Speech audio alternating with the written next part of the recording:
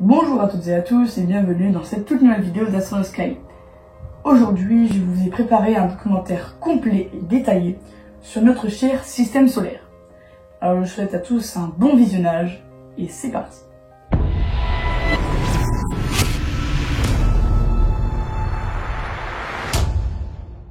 Le système solaire est un système planétaire parmi des milliards d'autres rien que dans la Voie lactée. Pour rappel, un système planétaire est un regroupement important de planètes, comètes, d'objets célestes divers qui gravitent tous continuellement autour d'une étoile. En l'occurrence, ici, l'étoile, c'est le Soleil. Le système solaire possède 8 planètes qui gravitent autour du Soleil. 4 planètes rocheuses, aussi appelées telluriques, et 4 géantes gazeuses. Les planètes telluriques sont essentiellement composées de roches, d'où leur nom. Quant aux gazeuses, elles aussi leur nom en dit long. Elles sont composées de gaz, essentiellement d'hydrogène et d'hélium. En partant du Soleil, la première planète est Mercure, la plus petite et moins massive des 8 planètes. Brûlée par le Soleil, la surface de Mercure est très chaude, et comme l'atmosphère est inexistante, la chaleur fournie par le Soleil est très vite absorbée et vite rejetée la nuit. Les écarts de température sont donc importants, environ 427 degrés Celsius le jour, contre moins 123 degrés la nuit. En 1974, la sonde Mariner 10 de la NASA apporte des photographies haute résolution de la surface de Mercure. Il y dresse une carte de 40% de la surface de Mercure. Cette carte révèle une surface couverte de cratères, qui ressemble beaucoup à la face cachée de notre Lune. La sonde a effectué 3 survols, le premier en mars 1974, à seulement 703 km d'altitude, permet de découvrir l'exosphère de la planète et d'obtenir des photos très détaillées. Le second survol, quelques mois plus tard, était bien plus distant. Il avait pour but d'obtenir la carte de Mercure. Et le troisième se fait à 320 km d'altitude, afin de prendre des photos encore plus détaillées.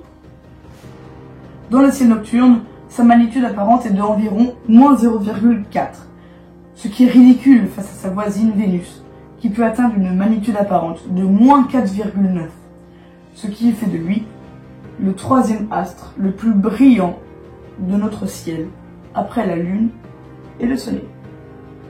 Vénus se situe à 104 millions de kilomètres du Soleil et possède un diamètre de 12 000 km, soit 600 km de moins que la Terre. Et à l'échelle planétaire, c'est rien. L'atmosphère de Vénus est très épaisse et très dense. À la surface, la pression atmosphérique est 90 fois plus élevée que sur Terre, et la densité est environ 50 fois plus importante. 1 mètre cube pèse environ 65 kg, contre 1,2 kg sur Terre. Les vents à la surface de Vénus sont très lents, quelques km/h, mais la densité de l'atmosphère les rend particulièrement puissants. Ces conditions extrêmes ont rendu l'exploration de Vénus très difficile. Les sondes envoyées sur Vénus ont tenu très peu de temps, le record étant de 2 heures, à la surface de la planète, avant de cesser de fonctionner. Et elle possède une caractéristique bien à elle. Sur Vénus, une journée dure plus longtemps que 1 an. En effet, Vénus met 224 jours à tourner autour du Soleil, contre 247 jours pour tourner autour d'elle-même. Passons à présent à Mars, qui, elle aussi, comme la Terre, Vénus et Mercure, est une planète tellurique. Elle est très connue du grand public, notamment grâce à sa couleur rouge-orangée, qui la distingue des autres planètes. Elle est due à l'abondance d'oxyde de fer, donc de la rouille, sur sa surface. L'atmosphère de Mars est très ténue en comparaison avec celle de la Terre.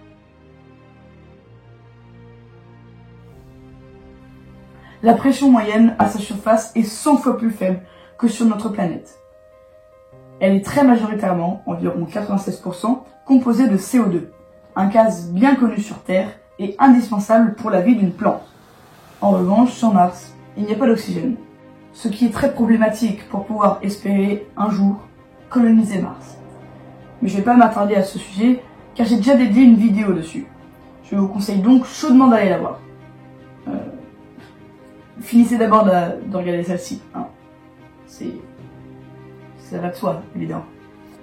Il y a eu quelques dizaines de missions vers Mars, mais toutes n'ont pas abouti à un résultat positif. Et d'année en année, plus on avance dans le temps, plus cette course vers Mars s'intensifie.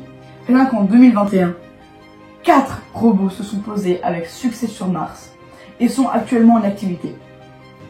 Mars possède 2 satellites naturels, des lunes, Phobos et Deimos, qui sont à peine plus grands que Paris, donc sont tellement petits qu'ils sont invisibles depuis la surface de Mars.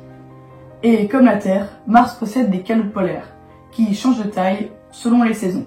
Elles sont principalement constituées de glace, avec en hiver une fine couche de dioxyde de carbone à l'état solide. Le volume de toute cette glace représente environ 3,2 millions de kilomètres cubes, soit plus grande que la calotte du Groenland. Cela fait une très grande quantité d'eau. C'est ça la calotte polaire de Mars. Le truc blanc. Voilà.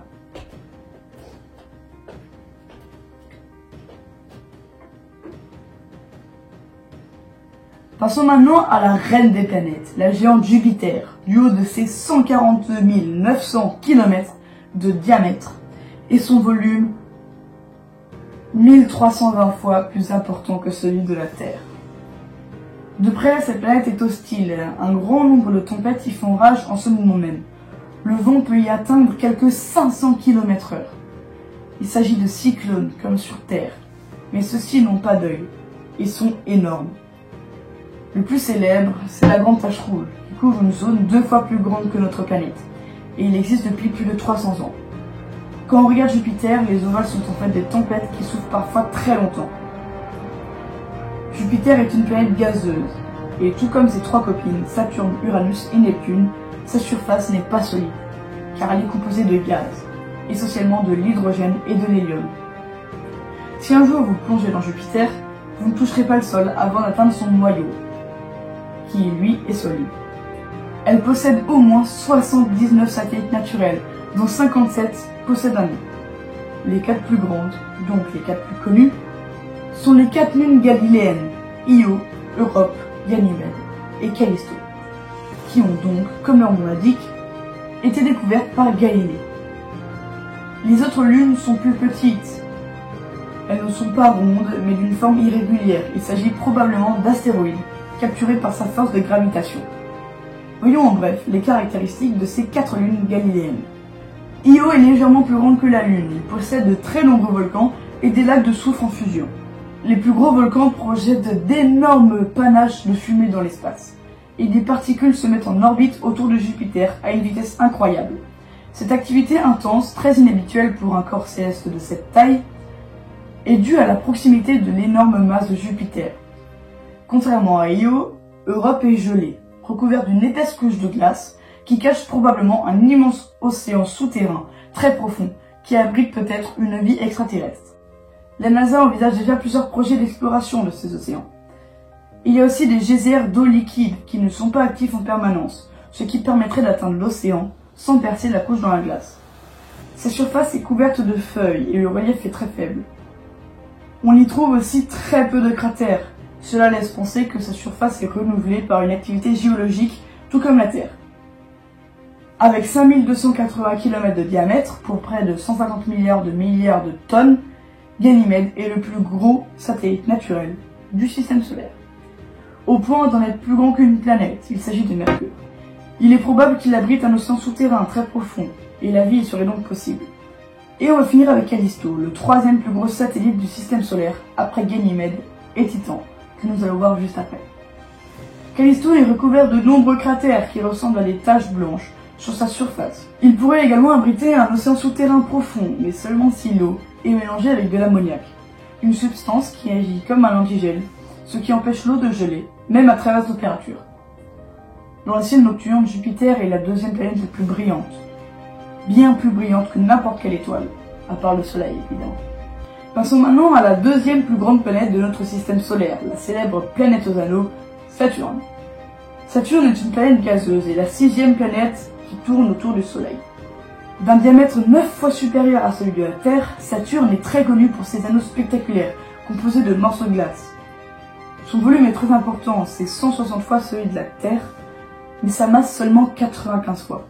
La densité de Saturne est donc très faible, environ 0,7, près de 8 fois moins que celle de la Terre. C'est la seule planète dont la densité est plus faible que celle de l'eau. Donc si on la mettait dans une piscine géante, elle flotterait. Vu de loin, Saturne paraît calme, sans signe particulier à part ses anneaux. En réalité, le climat de cette planète est très violent et s'y produit beaucoup de phénomènes météorologiques. Tous les 30 ans, une tempête géante, appelée Grande Tache Blanche, apparaît et fait le tour de l'équateur avec des vents pouvant dépasser les 1500 km/h. Cette tempête est précédemment apparue en 1990 et devrait bientôt réapparaître. Il arrive par moments que ces tempêtes formant une tache blanche apparaissent, mais sans faire le tour de la planète. C'est ce qui est arrivé en 2011 avec une tempête qui a atteint 17 000 km de long. Vu de loin, les anneaux de Saturne lui donnent un profil particulier, où ils semblent formés d'une matière continue. En réalité, ils sont constitués de blocs de glace et de roches, d'une taille variant entre celle d'un grain de sable et de celle d'une montagne. Ces blocs se déplacent très rapidement autour de la planète, et une sonde spatiale, qui traverserait ces anneaux, serait très probablement détruite. En 2004, la sonde Cassini est passée à travers les anneaux. Elle s'en est bien sortie, mais elle n'était pas totalement intacte. Au total, les anneaux de Saturne, 500 000 km de large, mais sur moins d'1 kilomètre d'épaisseur. Ouais. Saturne, elle aussi, possède beaucoup de satellites naturels. Actuellement, on en connaît 62, dont un, Titan, le plus gros de tous, et le deuxième plus gros satellite du système solaire, qui intéresse beaucoup les scientifiques. J'ai déjà dédié une vidéo à notre cher Titan, alors je vous conseille d'y aller et d'y jeter un coup d'œil. Attendez! D'abord on finit cette vidéo, et puis vous regarderez celle-là et celle-là. Merci. Nous allons à présent passer à une planète très originale, Uranus. Uranus est une géante gazeuse composée, comme les trois autres, principalement d'hydrogène et d'hélium. Son diamètre est d'un peu plus de 50 000 km, soit 4 fois celui de la Terre. Sa masse est de 86 000 milliards de tonnes, ce qui en fait la moins massive de ces 4 géantes gazeuses, juste après Neptune. Contrairement aux autres planètes, l'inclinaison de l'axe d'Uranus est de 97,8 degrés. En effet, son axe pôle nord-pôle sud est horizontal et son équateur est vertical. Elle est donc couchée par rapport aux autres planètes, ce qui donne l'impression qu'elle roule autour du Soleil. Et pour en finir avec nos 8 planètes, passons à la plus éloignée de toutes, avec quelques 4,5 milliards de kilomètres qui la séparent du Soleil. Neptune. Neptune mesure 49 200 km de diamètre, ce qui en fait la plus petite géante gazeuse du système solaire.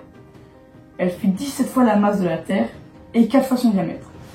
Par rapport à sa taille, elle est très massive, et comme je l'ai dit avant, Uranus, bien que légèrement plus grande, est moins massive.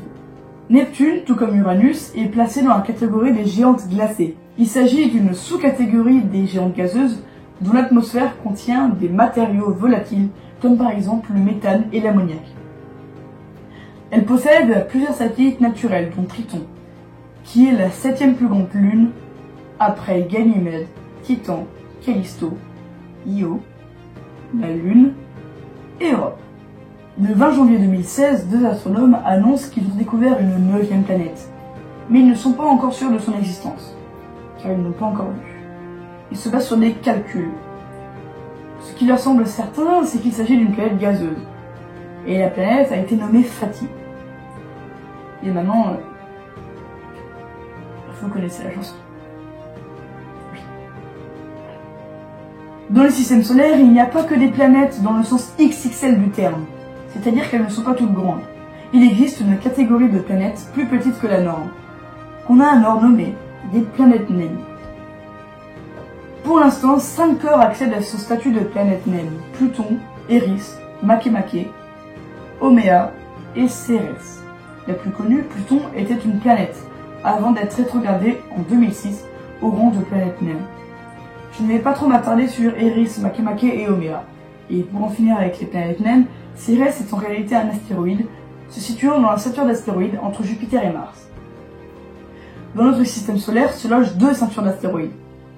Une se situant entre l'orbite de Mars et Jupiter, et l'autre se situant au-delà de l'orbite de Neptune. Une ceinture d'astéroïdes est une région dans l'espace qui contient un nombre considérable d'astéroïdes. Les astéroïdes ont une taille allant de moins d'1 mètre à plusieurs dizaines de kilomètres. Contrairement à une idée reçue, et malgré le nombre d'astéroïdes qui la composent, la ceinture d'astéroïdes reste essentiellement le vide, et chaque astéroïde est généralement séparé du plus proche par au moins plusieurs millions de kilomètres.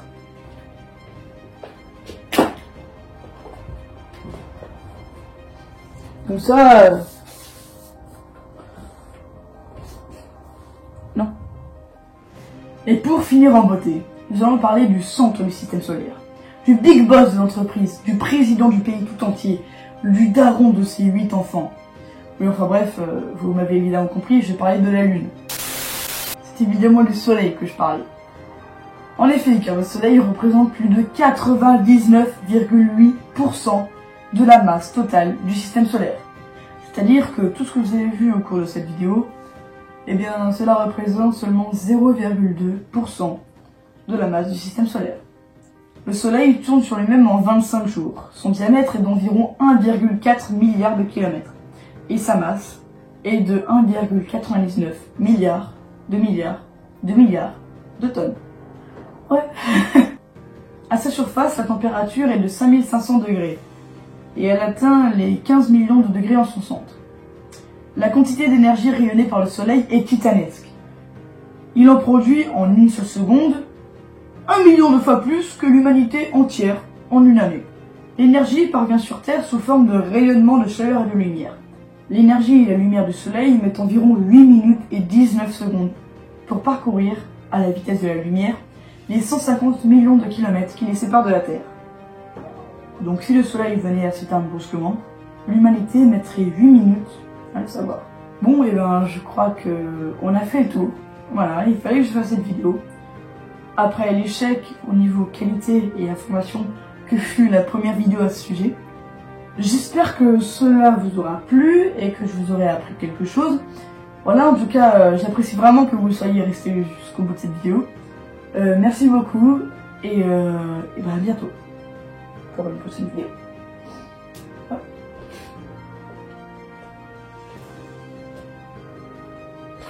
Oh, au fait, si ce type de vidéo documentaire super long et chiant à faire vous plaît, bah n'hésitez pas à faire exploser le compteur de likes.